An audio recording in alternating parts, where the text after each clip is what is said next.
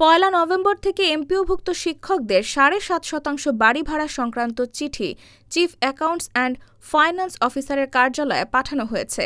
চিঠিতে কয়েকটি শর্তে নভেম্বর থেকে ৭.৫% বাড়ি ভাড়া ভাতা দেওয়ার নির্দেশ দেওয়া হয়েছে। সম্প্রতি এই চিঠি মন্ত্রণালয় থেকে পাঠানো হয়।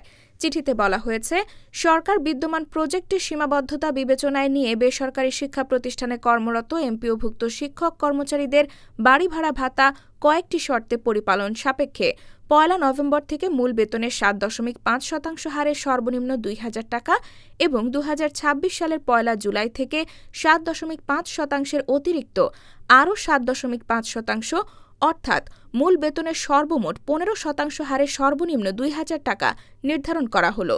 শর্তগুলো হলো, পরবর্তী বেতন স্কেলে অতিরিক্ত সুবিধাটি সমন্বয় করতে হবে।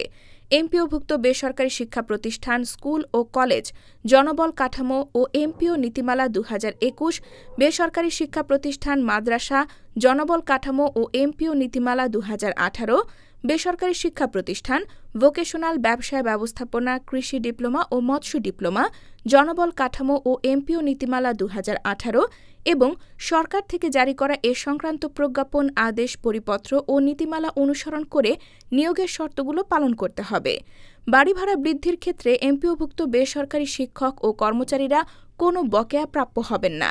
ভাতা দেওয়ার ক্ষেত্রে সব আর্থিক বিধিবিধান অবশ্যই পালন করতে হবে এবং এ ভাতা সংক্রান্ত ব্যয় ভবিষ্যতে কোনো অনিয়ম দেখা দিলে বিল পরিশোধকারী কর্তৃপক্ষ এ অনিয়মের জন্য দায়ী থাকবেন।